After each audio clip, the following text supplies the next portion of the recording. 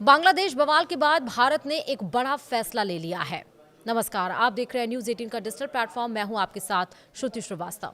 बांग्लादेश में बढ़ती राजनीतिक हिंसा और भारत विरोधी घटनाओं के बीच भारत की सुरक्षा चिंताओं में इजाफा हो गया है। बांग्लादेश के दूसरे सबसे बड़े शहर चटगांव में स्थित भारतीय वीजा आवेदन केंद्र यानी कि IVAC में सभी वीजा सेवाएं अगले आदेश तक निलंबित कर दी गई हैं। यह फैसला इंकिलाब मंच के प्रवक्ता और युवा नेता शरीफ उस्मान हादी की मौत के बाद पैदा हुए तनाव को देखते हुए लिया गया है। स्थानीय मीडिया ढाका ट्रिब्यून के मुताबिक चटगांव में भारतीय सहायक उच्चायोग से जुड़ी हालिया घटनाओं और सुरक्षा हालात की समीक्षा के बाद यह निर्णय 21 दिसंबर से प्रभावी हो गया है। IVAC ने साफ किया है कि सुरक्षा स्थिति की दोबारा समीक्षा के बाद ही वीजा सेवाएं बहाल करने पर कोई घोषणा की जाएगी।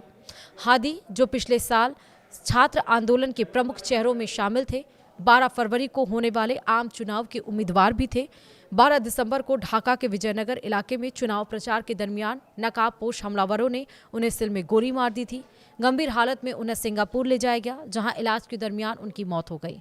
हादी की मौत के बाद बांग्लादेश के कई हिस्सों में हिंसा, आगजनी और तोड़फोड़ की घटनाएं सामने आई और इसी दरमियान चटगांव में भारत के सहायक उच्चायुक्त के आवास पर पथराव की घटना भी हुई, जिसके बाद भारत से जुड़े संस्थानों की सुरक्षा पर सवाल उठने लगे। तनाव के माहौल को देखते हुए बांग्लादेश के सिलहट में भारत के सहायक उच्चायोग कार्यालय और वीजा आवेदन केंद्र की सुरक्षा भी कड़ी कर दी गई। सिलहट मेट्रोपॉलिटन पुलिस के अनुसार अतिरिक्त सुरक्षा बल तैनात किए गए हैं ताकि कोई तीसरा पक्ष हालात का फायदा ना उठा सके। स्थानीय अधिकारियों ने बताया है कि हादी की मौत के बाद कुछ संगठनों की ओर से भारतीय सहायक उच्चायोग के घेराव की घोषणा की गई थी, जिसके मद्देनजर ये एहतियाती कदम उठाया गया है। इस बीच शनिवार को राजधानी ढाका में हादी को राष्ट्रीय कवि काजी नजरुल इस्लाम की कब्र के पास दफनाया गया। उनके अंतिम संस्कार के दौरान भी कड़ी सुरक्षा व्यवस्था रही।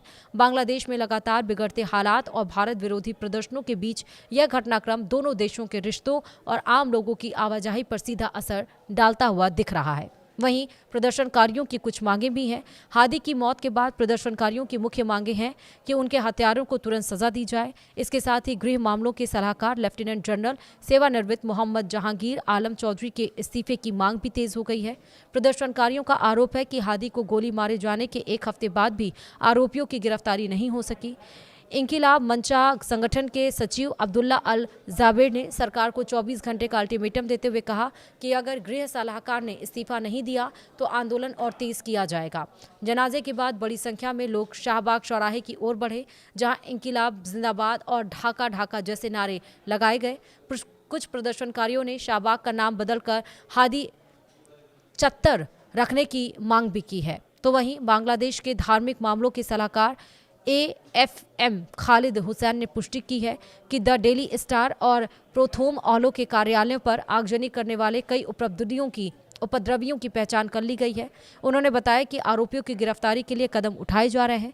सचिवालय में पत्रकारों से बात करते हुए उन्होंने हिंदू युवक दीपू चंद्र दास की जलाकर हत्या और सांस्कृतिक केंद्र छाया नौत पर हमले के कड़ी शब्दों में निंदा की। उन्होंने इसे जघन्य अपराध बताते हुए कहा कि सरकार किसी को भी कानून हाथ में लेने की इजाज़त नहीं देगी। गौरतलब है कि भारी तबाही के बावजूद 21 दिसंबर को दोनों अखबारों का प्रकाशन फिर से शुरू हो गया है।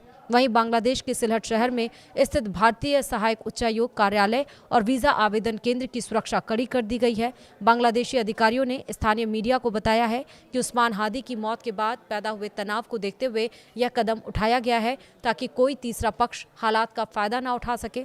अधिकारियों के मुताबिक एहतियातन सुरक्षा बढ़ाई गई है और पूरे इलाके पर नजर रखी जा रही है। उल्लेखनीय है कि इंकिलाब मंच के प्रवक्ता हादी की गुरुवार को मौत हुई थी और उसके बाद गणो अधिकार परिषद ने भारतीय सहायक उच्चायोग कार्यालय के घेराव का कार्यक्रम घोषित किया था, जिसके बाद सुरक्षा एजेंसियां अलर्ट पर हैं और उसके बाद ही भारत ने ये बड़ा कदम उठाया है। वीडियो में इतना ही। नमस्कार।